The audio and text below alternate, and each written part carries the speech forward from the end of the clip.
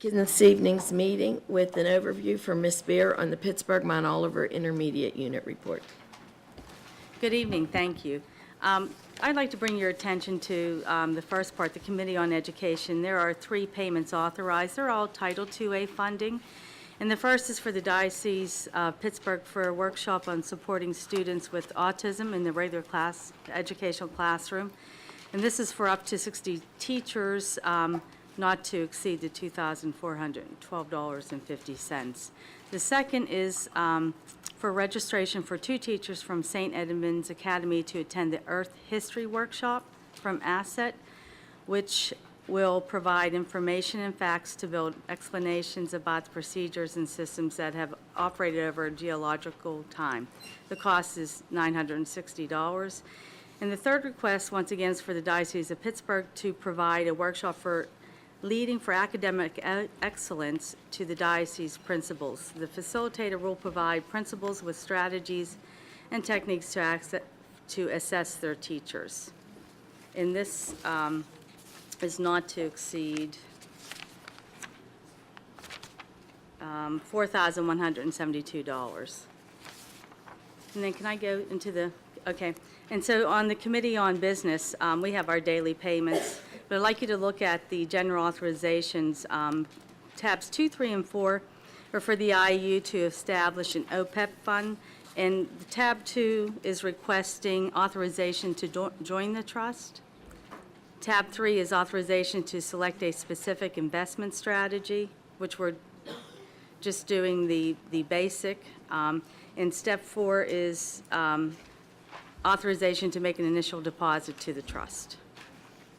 And then the last one is acceptance of IDEA, and that is we're requesting authorization to accept equitable participation funding from school district for parentally placed children with disabilities attending private schools in the city of Pittsburgh. This tab coincides with the board's tab, number 8, with the Committee on Education, and there are 132 students placed in parochial schools. I'm sorry, there's 132 students, 83 in parochial and 49 in private schools. Okay? Thank you, Ms. Beer. If you have any questions on either the Committee on Education or Committee on Business, we'll go around, but ask them of either to use our time well. Mr. Brentley, Mrs. Khaleesi, Mr. Eisler. Ms. Bear, I just want to be clear that on the payments authorized for the requests by these non-public schools, they are at these, everything they want to do is at their request, correct? That's I mean, correct. we have nothing to do with this. They request, we get funds from the Commonwealth because of the fact that we are an intermediate unit and it's a non-public school services issue. That's correct. We're just complying with the IDEA Act. Thank you very much. Thank you, Mrs. Azuda. Thank you, Mr. Eisler. Mr. McCray. I'm good. Mr. Sumter. All right, thank you. Thank you very much. All right, and we will move on to the Committee on Education for the Pittsburgh Public Schools. Dr. Lippert, could you give us any insight, please? Sure. I'll go through our regular summary. Good evening. We have 21 items this evening. I'll start with the proposals and grant award section. We have 4 tabs in this section. 3 are acceptance tabs, and 1 is a proposal. One of our acceptances is supporting our Summer Dreamers Academy going into their 4th summer, and it's asking the board to accept approximately $1.2 million from the Fund for Excellence to support the program, and this would be the 2nd year of the award from the Fund for Excellence. Item number 2 in our acceptance is a $15,000 award to Arlington K-8 school to support their students achieving their 25 book goal, and each student would receive free books, and that grant is provided by the Carnegie Library Blast Program and the Keystone State Reading Association. Item 3 is another acceptance from the Pennsylvania Department of Education to support inclusive practices for our special education students at South Hills and Beechwood Elementary, and that approximate value is about $9,800. Item 4 is our only proposal, and that's supporting the early childhood program in having students study life cycles in the classroom by putting in for up to 10 mini grants that actually support small pets in their classroom, pets such as hamsters and fish. Moving into the consultants and contracted services, we have 3 items. The first item is a contract with Salita Hickman to provide training to our FACE coordinators. FACE coordinators are our family and community engagement coordinators, and she will be providing specific training opportunities and workshops to our FACE coordinators, specifically focused on engaging our harder-to-reach parents. Items 6 and 7 are companion tabs, and that is supporting our CRAE program, which is our Culturally Responsive Arts Education program. We're in our 4th and final year of our Hines grant, and item number 6 is supporting a renewal of our program manager's contract. You might remember Heather Aisha Ebers-Thomas. So that contract is supporting her and helping us project manage across our 4 CRAE schools. Just reminding the board, our 4 CRAE schools are Montessori, Sunnyside, Lincoln, and Westinghouse. And then item number 7 is supporting the teaching artists that will be servicing our 4 schools. Each school has up to 3 teaching artists. Moving into our payments authorized section, we have 2 items.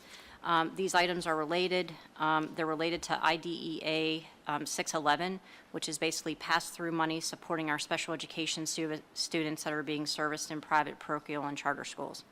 And then we move into our largest section this evening, our general authorization section. We actually have 2 walk-ons, but I'm going to get to those last. We have 12 items in this section.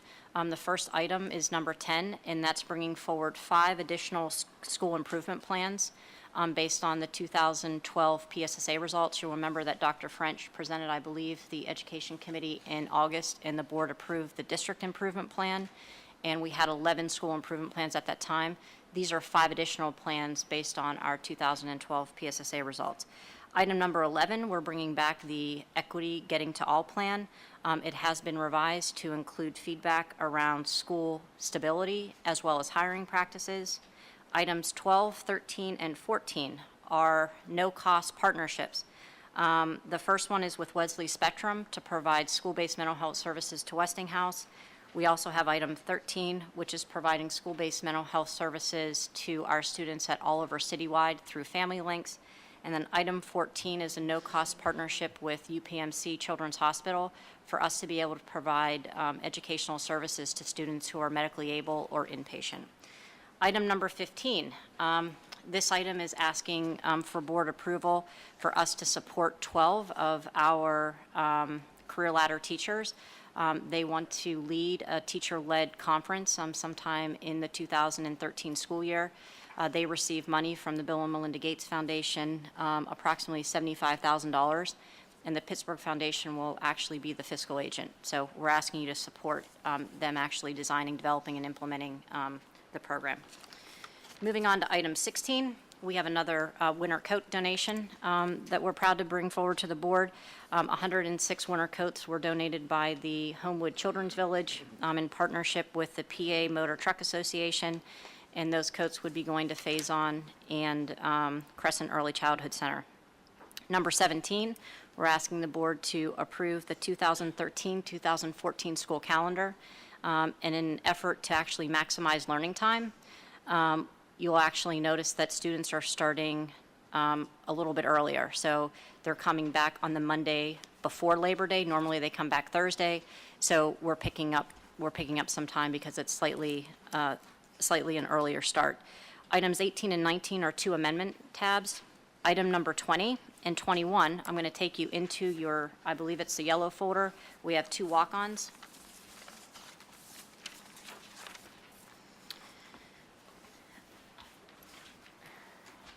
Item number 20 is another donation to the Early Childhood Program, and that approximate value is $14,000.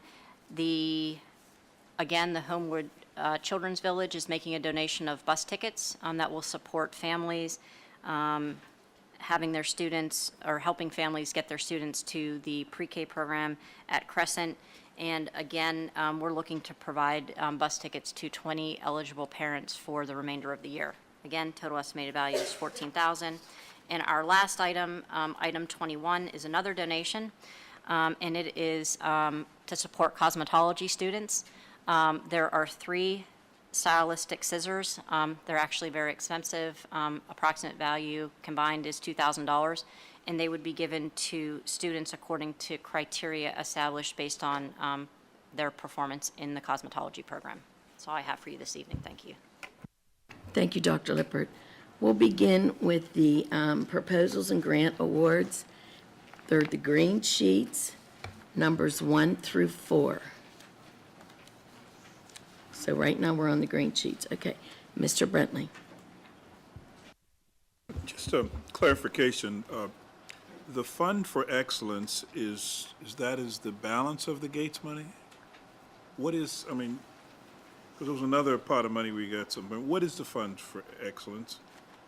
The Fund for Excellence, and Dr. Lane can correct me if I'm wrong, but it's not associated with the Bill and Melinda Gates Foundation. The Fund for Excellence are our local foundations, the Heinz Foundation, the Pittsburgh Foundation, the Buell Foundation, and they come together and support district initiatives. Okay. Grable Foundation. What's the balance of that? There is no balance. It's an annual ask. Dr. Lane typically takes items that we need funded, and we ask them to support those initiatives. Okay. The other grant that you might be thinking about related to Summer Dreamers Academy is the Wallace Foundation. Wallace Foundation is a national foundation, and the board did accept, probably over a year ago, a substantial amount to support the Summer Dreamers from the Wallace Foundation. Wallace? Wallace Foundation, yes. Okay, that's all, thank you. Thank you, Mr. Brentley. Mrs. Khaleesi. Thank you, Madam Chair. I'm looking at number 1, too, and I didn't get a chance to go through all my answers well enough, so forgive me if I'm repeating myself. My question, though, is, this is for next year's Summer Dreamers. Can somebody give me an idea of how much we spent last year, and do we have any idea? I mean, wow, I'm getting looks like, how dare you ask? Oh, you're... Just an idea, it doesn't It have was to be. Jan Ripper, Chief of Student Services, 3.2 million. And so, you only got 1.2 now. Well, we're going to get the Wallace Foundation, and then we use some Title I money. So you think you'll get the 3.2? Yes. And you'll be able to service the same amount of people? Yes. Or students? We're planning to. Okay, thank you, that's all. Thank you, Mrs. Khaleesi. Mr. Eisler. Ms. Ripper, don't go too far. Don't want you to have to sit down and get back up. It's good exercise. Yeah, good exercise. Way to look at it. It's that health and phys ed training you've had.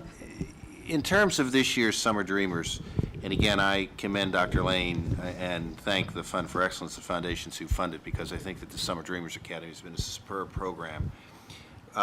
When do you think the board will be getting a report about year 3? They just received the preliminary report, and we hope to have it to you soon. Okay, so that hopefully we'll either do it through an education committee or some form where we will do a formal presentation about how we're doing in year 3 versus 1 and 2. Yes. Numbers and everything else, so we'll have that to us. Great, thank you. Again, thanks to the foundations who participate in the fund, and also thank you for Target for helping to continue the BLAST program with Carnegie Library. It's a very, very important program. Thank you, Mrs. Azuda. Thank you, Mr. Eisler. Mr. McCray. You just hit everything. All right. Mr. Sumter. No questions or comments at this time, thank you. All righty, thank you. Moving on to consultants and contracted services. Through the pink pages, we're on numbers 5 through 7. Mr. Brentley. A question for number 7, the CRAE program, and Doctor, I think you mentioned that this is the last year for that grant? Yes, sir. It was, So- I'm sorry, it was supposed to be last year, but we had some funds remaining, so the Heinz Foundation allowed us to carry those funds into a 4th year for continuation, but it will be our final year. So just a quick overview, when those funds are no longer here, what are they providing to date in terms of the arts in the district? That's one of the reasons why we have item number 6, which is the contract to support Sister I, because part of her role over the past 2 years is really to capture the learning and bring it into our larger arts education curriculum that the board knows that we're working on revising. capturing some of the best practices, working on the culminating activities, how the schools are actually sustaining the art program in each of the schools. So that's why we need Sister I to be able to really have some sustainability and some scalability based on the work that's been going on over the past 3 years, and then this year, of course, the 4th year. So if the program, if those funds were to dry up today, what would we not have in the district in terms of the arts? It's really, the money that you're approving tonight allows us to have Sister I, who is able to really work on sustainability and scalability, which we wouldn't have that if we didn't have these funds. And then the other thing that we wouldn't have is another year to benefit from the teaching artists that are in each of the schools. That's what the money's going to support. Now, does it cover any of the instructional stuff, the music classes at all? Does it touch on any of those things? So It it's- doesn't pay for teachers, no. Okay, most of the additional artists that come into the schools and work with the kids, what was that total dollar amount for this program? The total amount to sustain this year was $174,000. Okay, okay. And, yeah. Thank you. Thank you, Mr. Brentley. Mrs. Khaleesi. Thank you. For number 9, I'm sorry? Did I?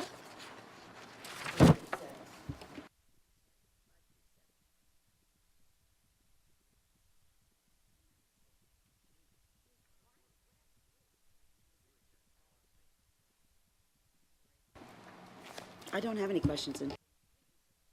All right, there you go. That's why you were on the blue. Mr. Eisler. They're numerical, Mrs. Khaleesi. They're numerical, Mrs. Khaleesi. They're numerical. No questions or comments. Thank you, Mrs. Hazuda. Thank you, Mr. McCray. Mr. Sumter. No questions or comments at this time, thank you. Thank you. Now we'll move on to the blue, payments authorized, and it's only numbers 8 and 9. Mr. Brentley, we'll start with you.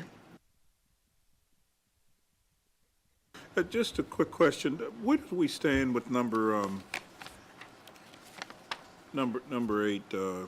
This is, let me get it right.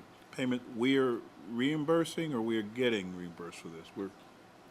For number 9. The process is that we have to move the money that comes through these grants to those institutions. For number 9?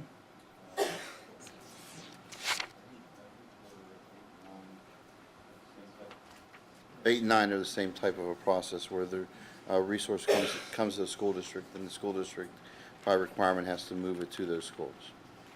Okay, which is the amount of close to $500,000. Correct. Okay, that's an annual thing that we do?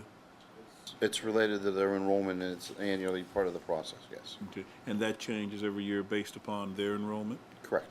Okay. How does it impact our budget, or does it impact our budget? It's known when we're doing the application, it's part of the process, and it's part of what we know we have to do, so it doesn't have a negative impact on our budget. It doesn't? Does not. Okay.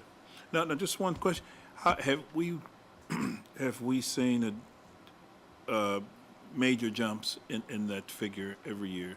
And I know it doesn't have a major impact on it, but what have we seen over the last couple of years? So as charter school enrollment goes up, this figure will also go up. But it also, as you said, it doesn't have a negative impact on it. So we just pass it through, doesn't hurt, doesn't hit us at all. Okay, and so the number has pretty much stayed around this figure? It's grown as the charter enrollment has grown, Okay. but it's part of the application, it's known, and it's projected what their population will be. Okay. Okay, all righty, thank you. Thank you, Mr. Brentley. Mrs. Khaleesi. Mr. Camarda, could you just confirm what I think I heard you say? This is just pass-through money? Yes. Okay, thank you. Thank you, Mrs. Khaleesi. Mr. Eisler. Thanks, Mrs. Hazuda. A little bit more detail, please, Mr. Camarda, but not a lot. It's pass-through money in federal funds, correct? Correct. And it's a formula, we receive the same for our students as the charters receive for their students of the IDEA money? Correct. And do all these students from all these charter schools have verified, certified, and signed IEP, individual education plans? Yes, they would. There is an issue, and I know that my colleague, Mr. Sumter, has been working on this with the School Boards Association, in a sense, a double dip for charters on special education, correct? Yes, So on top of the double dip, they also get a slice of the federal money for That's correct, special Al. education students. correct. So they therefore get more for their special education students in toto per student than this school district gets, correct? Yes, because of that first item. Thank you. yes. Thanks, Mrs. Azuda. Thank you, Mr. Eisler. Mr. McCray. Such pleasant news. Also, on number 9, I'm looking at the white paper versus the blue paper. There's one school that's not in the chart on the white paper. That's Northside Propel. I know this becomes our legislative packet. That's the only reason I pointed out. Northside Propel? I thought we chartered them. Yeah, the It's one we on rent the building to. We'll check it. You know what, let, It's Propel Northside is ours, they're,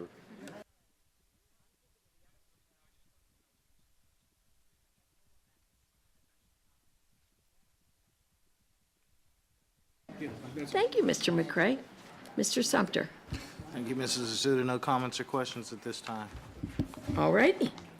Moving on to general authorizations, numbers 10 through 21, those two sheets that were included in our folders. They are yellow. And Mr. Brentley, we will start with you. Number 11, and I don't know who would, let me ask who handled it. I don't know. Dr. French and Dr. French and Dr. Lane. What's different from what we voted on 2 months ago or 3 months ago? I think I'm going to ask Ms. Ripper, I'm sorry, you're on number 11, I'm sorry. We did not ask, well, we actually did ask you to vote. However, early in that process, you asked for some changes in this. And furthermore, we heard more from the Equity Advisory Panel members in regard to some things they'd like modified in that plan. So we did that.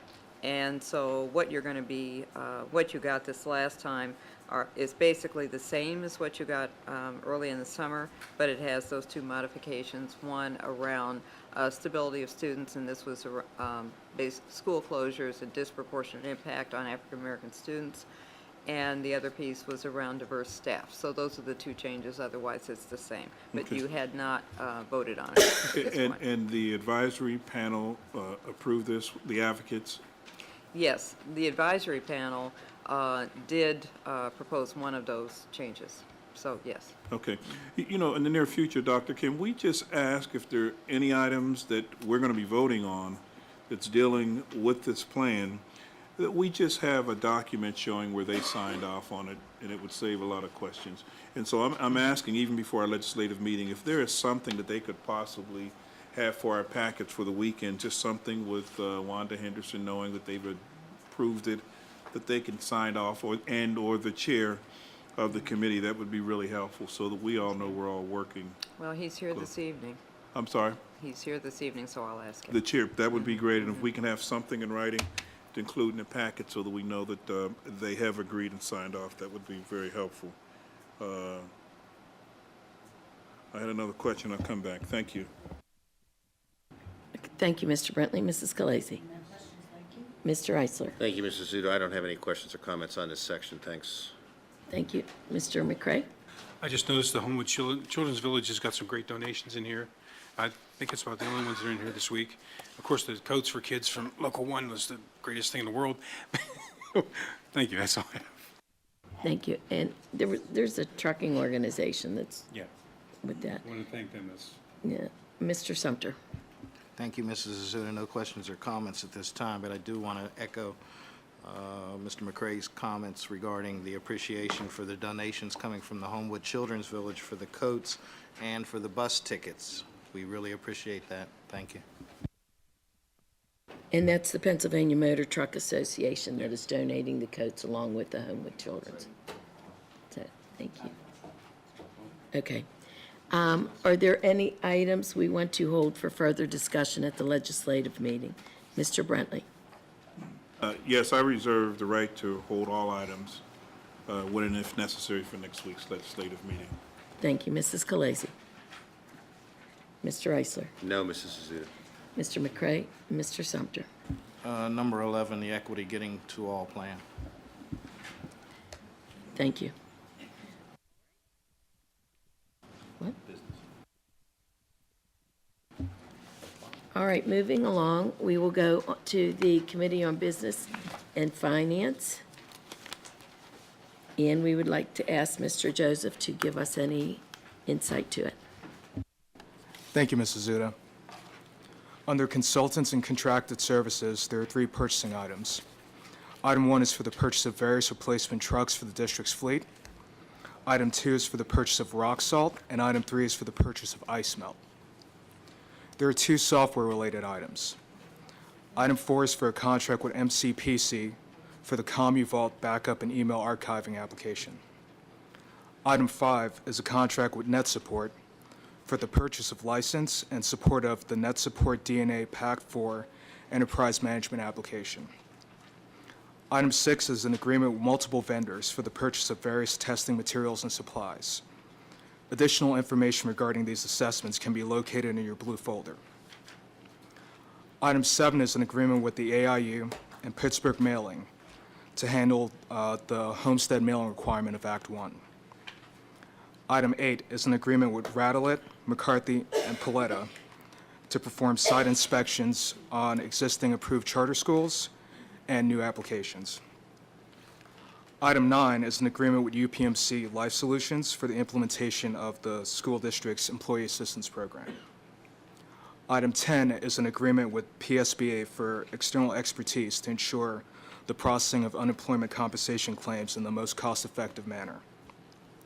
Item 11 is a contract with IBF for the creation, mailing, and printing of district W-2s.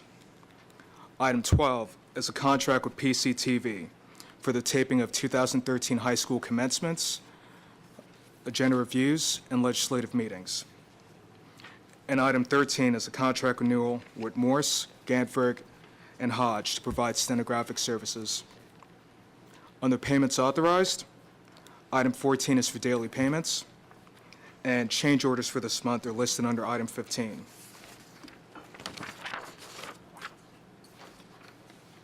Under general authorizations, item 16 is a board resolution expressing opposition to sequestration. Item 17 is an amendment to the contract with Industrial Commercial Elevator Company, Inc. for unforeseen maintenance and repairs to elevators throughout the district. Item 18 is for the appointment of school district delegates to the Allegheny County Tax Collection Committee. Item 19 is an agreement with the City of Pittsburgh to broadcast public school board meetings and other television programs at no cost to the district. And item 20 is the renewal of boiler and machinery insurance coverage. Thank you, Mr. Zuda. Thank you, Mr. Joseph. We will begin with the Consultants and Contracted Services, numbers 1 through 13, the pink pages. Mr. Brentley, we'll begin with you. I have just a number 13. This is the contract with the stenographers for the covering of our legislative and gender review meeting. I made some comments over the years. I'll make them again, and that is I firmly believe that what the financial conditions of this city, this district, that we should not be in the business of not providing the maximum amount of information available to the public. And I say that to point to the fact that we do not provide the services for our other meetings, our business affairs and the education meeting. And I think that those items should be covered. They should be made available to the public. Court records or the hard copies of the transcripts should be on public, on file somewhere. Yes, we may be doing the bare minimum by law, but if it's true that our financial conditions are what they are, we should be bending over backwards to make information available to the public, it would be a fraction of the cost that we're looking before us. So next week, I will put an item on the floor, just simply amending number 13 that would allow coverage and public access to the meetings that we hold that are not covered by the court stenographer. And that would include the education meeting as well as the business affairs. Last month, I believe, or was it this month, we had a very, very informative meeting around the finances of this district. A lot of questions were raised, a lot of answers were given, a lot of information was shared, and there's no documentation available for the public. We can always point to there's an audio available, but audio is not the same as a hard copy and a written copy. In my item that I'll be putting forward next month, I'm going to also ask that we do something a little different. We penalize the public when they actually request a copy of the transcripts.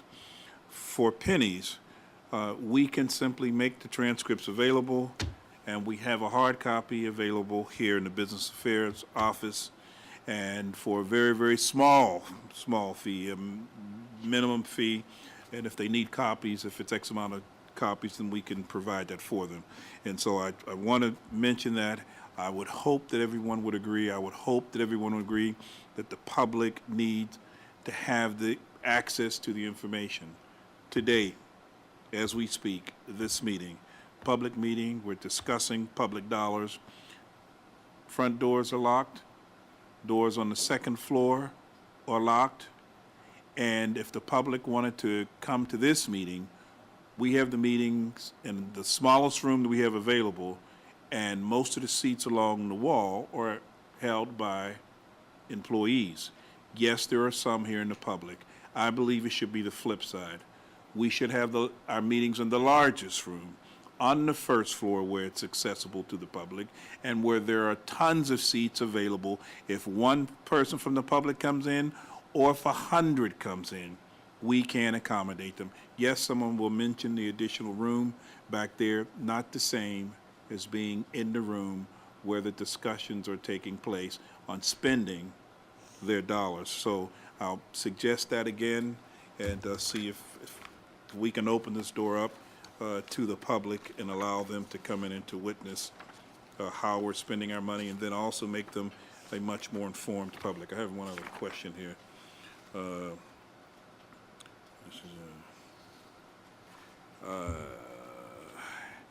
I will come back. Forgot the question on this one. No question. Thank you, Mr. Brantley. Mrs. Khaleesi. Mr. Eisler. Thanks, Mrs. Asuda. Can I get a couple questions on vehicles, because we are talking about spending money, and these are actually hard dollars. We're replacing a number of vehicles, correct? Correct. Is that something we do on a regular basis? Do we have some sort of a process whereby, based on mileage, based on years, based on whatever, we end up buying new vehicles? Well, we do replace vehicles depending on their age and the mileage of the vehicles and the general state of disrepair that a vehicle may be in. Okay, can you give us an idea of just let me pull one out, the full-size cargo van Ford, we're buying one of them. How many miles would the one roughly have on it now? I mean, I may be asking you questions you want to get back to me on, but I'm just trying to determine how many years old and that vehicle is, and how many miles and anything else on it. Well, I don't have the miles handy, but that vehicle is of a model year 1995. Great, okay, that's very, very fair, Mr. Joseph. You kind of answered my question. Any other information would be greatly appreciated. If I could just get to item 7 and item 8. 7 being the working with the intermediate unit so that we do a mailing to inform people of the Allegheny County, which affects people paying both city taxes and school district taxes. Correct, Mr. Weiss? right? Yes. Good, I just want to make sure you're with us tonight. I'm with you. Good, that's good. I'm with you. I want to get you involved here. That's great. Good. This is a renewal, they've done this before, We have done this since the onset of the homestead provision. and so we're comfortable that everybody in the city of Pittsburgh who's paying school district taxes gets a chance to apply if they so qualify, correct?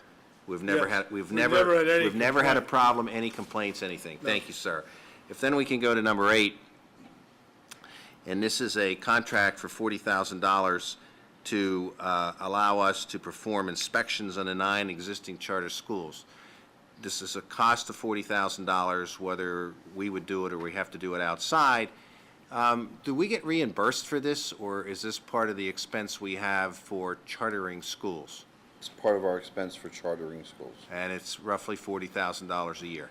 Correct. So we have to inspect them to feel that we feel comfortable as a school district that these buildings that our charters are operating in are safe, and as safe as a Pittsburgh public school. Yes, Yet we get no reimbursement for this.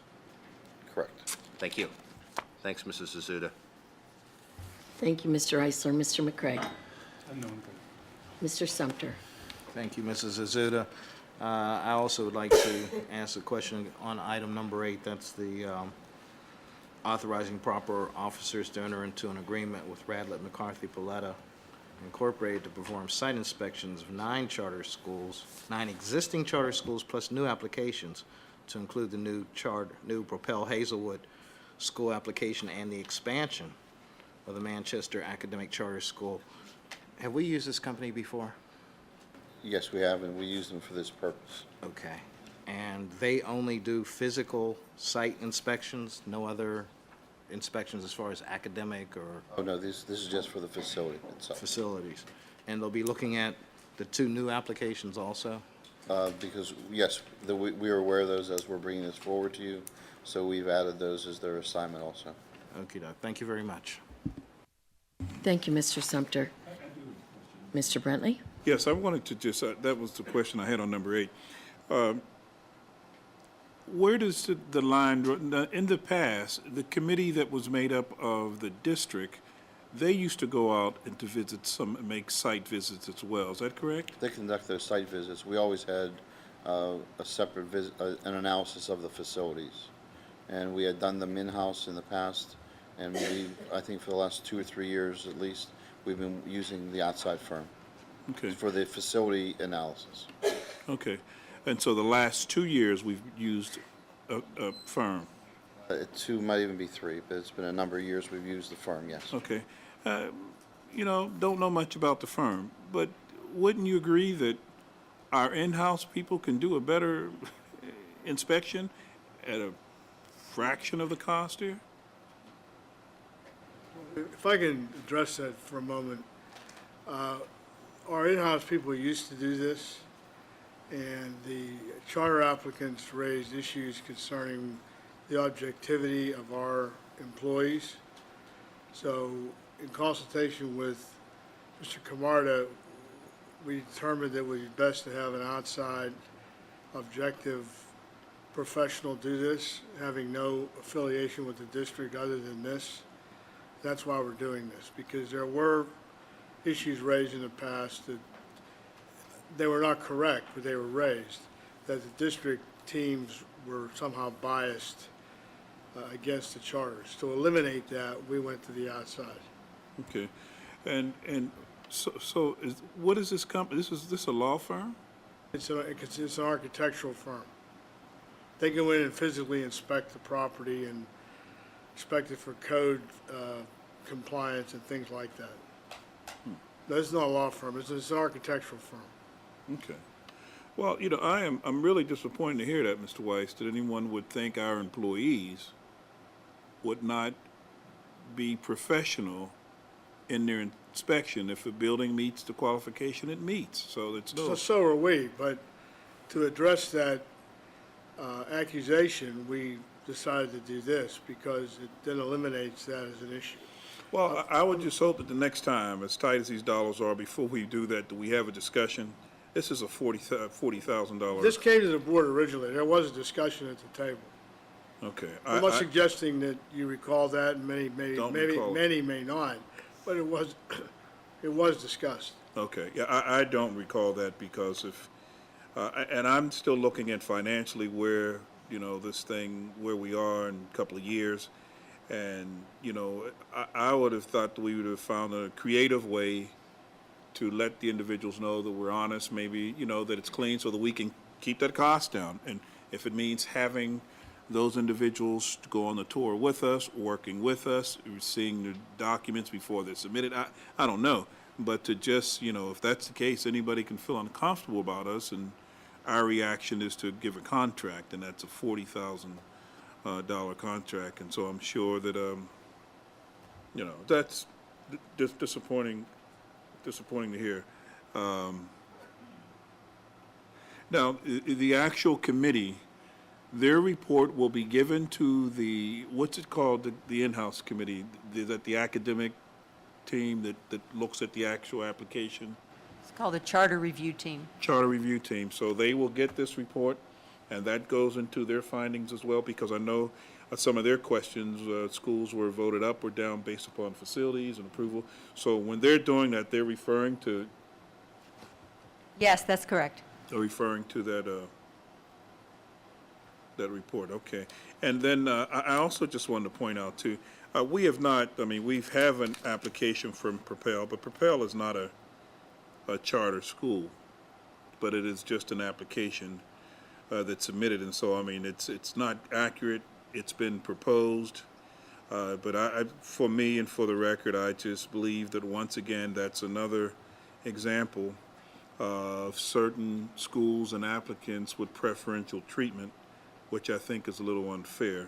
But nevertheless, they should be a standalone. We should be looking at the existing charter schools that are here in the district. Yes. Mr. Brennan, as part of the work that Dr. Ponsley just described, we have to do an analysis of that charter school's application. Mm-hmm. So we had to put the name of that charter school in there because of having to conduct and provide that information to the charter school review team. Okay.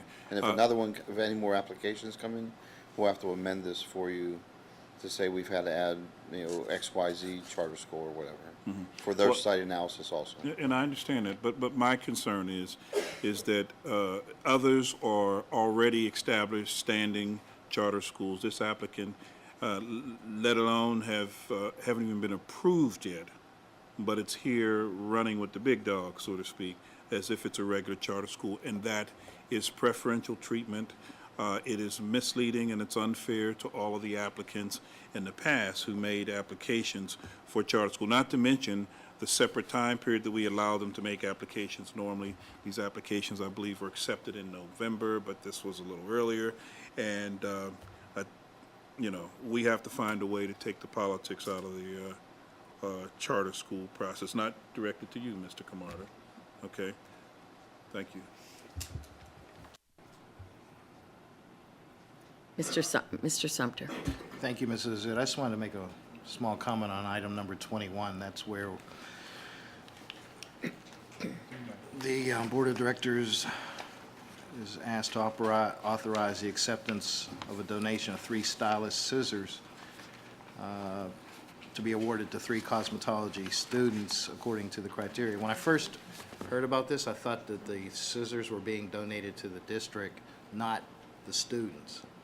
As it's worded here, it appears that the students are going to take these scissors home with them. Well, it is going to 3 students once they graduate. Let me explain it this way. When you graduate from cosmetology school, you do not have the equipment you need to actually begin to work. This is one of the most important tools you need. So 3 people will have the opportunity, and Ms. Mike will figure out how to award the 3 students with those shears to start working. I see what you thought. You thought it was going into the classroom for being used. Forever and a day by the district. I didn't even think of it that way, to be Over and perfectly over honest. and over But it would be again. more beneficial to students to use once they go out on the field. Thanks for the clarification. I would hope for it to be to the district, but thank you. Okay, thank you. We're going back to the blue pages, numbers 14 and 15. Mrs. Khaleesi.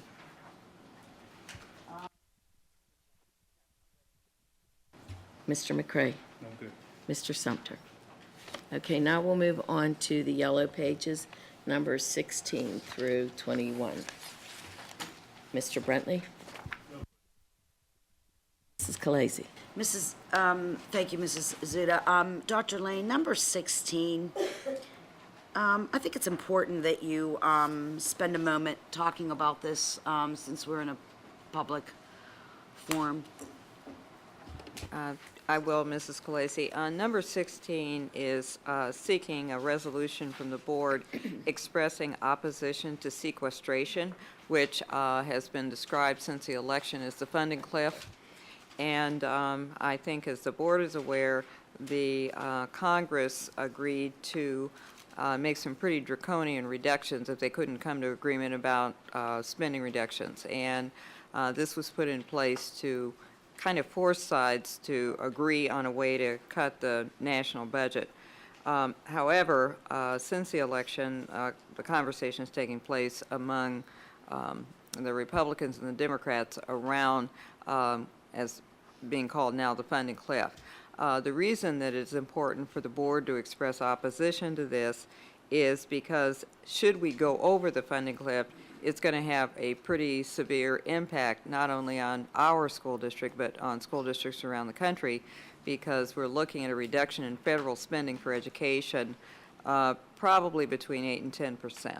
And we don't even know clearly what all the funds that would be impacted are. We know that Title I and Title II, probably pretty likely, but we also have Perkins, we have IDEA, which helps, you saw items for that for special education. We have a teacher incentive fund grant that is federal, 21st century learning grants. I mean, it goes on and on. So we don't know which of these would be impacted by this, but even if it were only Title I and Title II, it's going to be pretty severe. So that's why we're asking you to do this. Thank you, Dr. Lane. I believe it was in this week's board update where you gave some clarification of different things that this would affect and how it would affect. And I just thought that after I saw that and then saw this, it was important that you explained to the public, because I don't think the public in general knows what this means. I mean, I know I didn't know until you explained it to us to begin with. So I think it's important. Thank you. Thank you, Mrs. Khaleesi. Mr. McCray. Thank you. I wanted to point out number 16 also. I've been asking for this for a while. I want to thank you for getting it together, and we're ready to move with it. But when they say the across-the-board budget cuts, do they include the military, and do they include Congress paychecks? Thank you.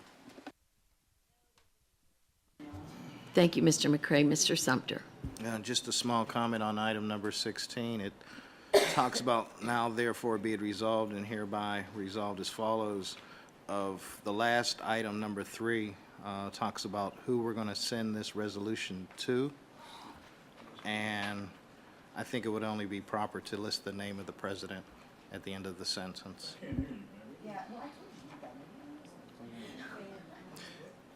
It says, this resolution shall be spread upon the minutes, and certified copy thereof shall be transmitted to the Pennsylvania Congressional Delegation, the Honorable Robert P. Casey, the Honorable Pat Toomey, and I suggested that the name of the president be included in the last sentence. Let me explain. This was written last month. I'm only explaining why. I understand that. I'm not questioning why. I'm just saying Well, I want to explain of why it what was could written be that could way. be If done. it were to be written today, it would have been written as you described. I understand that too. I just brought it to the attention of the body. No matter what happens with the election, the president this month. Yeah, yeah. Thank you, Dr. Lane. What items would you like held for further discussion at the legislative meeting? Mr. Brentley? All, if necessary. Mrs. Khaleesi? Mr. McCray? Mr. Sumter? All right, before adjourning, I just want to take a minute to thank Dan Sobel. What my fellow board members may not have noticed is I did not shut off your microphones at all at either the legislative meeting or tonight, because he replaced and fixed my equipment. So we're in good operating shape, so thank you. Meeting's adjourned. That's amazing. Wow, that's cool. I'll take it. Dr. Lane, I want to, Dr. Lane, on Monday, the public hearing, Local 1's coming to the public hearing. Oh, okay. And they want to ask for some more information on, for next year, they want to know how many students will be eligible